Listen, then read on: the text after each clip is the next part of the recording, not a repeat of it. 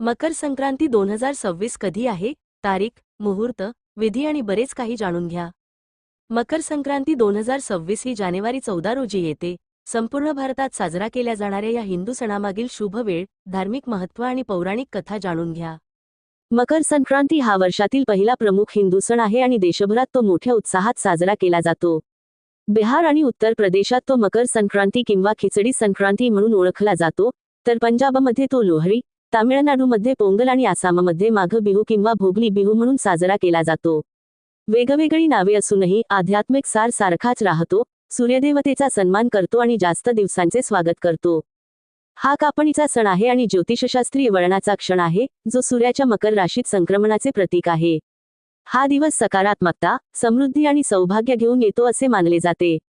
मकर संक्रांती 2026 तारीख आणि पूजा मुहूर्त 2026 मध्ये मकर संक्रांती बुधवार, जानेवारी 14 रोजी साजरी केली जाईल. पुण्यकाळ मुहूर्त, दुपारी रात्रीचे 2:49 ते संध्याकाळी सकाळचे 5:45 पर्यंत. महापुण्यकाळ मुहूर्त, दुपारी रात्रीचे 2:49 ते दुपारी पहाटेचे 3:42 पर्यंत. पवित्र स्नान आणि दान करण्याची वेळ महत्त्वाची आहे. भाविक नद्यांमध्ये पवित्र स्नान करतात आणि सूर्याला जल अर्पण करतात आणि त्यानंतर गरजूंना तीळ, गूळ, खिचडी, ब्लँकेट आणि उबदार कपडे दान करतात. मकर संक्रांतीचे आध्यात्मिक महत्त्व आणि दंतकथा. मकर संक्रांतीला खोल आध्यात्मिक आणि पौराणिक महत्त्व आहे. हे हिवाळी संक्रांतीचा शेवट आणि सूर्याच्या उत्तरायणाच्या प्रवासाची उत्तरायण सुरुवात दर्शवते, जो हिंदू धर्मात एक शुभ काळ मानला जातो. शास्त्रांनुसार हा दिवस सूर्यदेव त्यांच्या पुत्र शनिदेवाला भेट देतात, त्यांच्यातील तणावपूर्ण संबंध असूनही.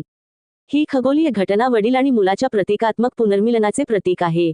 महाभारत आणि पुराणांसह प्राचीन ग्रंथांमध्येही या दिवसाचा उल्लेख आहे. असे मानले जाते की युद्धभूमीवर प्राणघातक जखमी झालेले भीष्म पितामह, सूर्य उत्तरेकडे जाईपर्यंत बाणांच्या शयेवर वाट पाहत होते आणि त्यांनी आपला देह सोडण्यासाठी हा पवित्र काळ निवडला.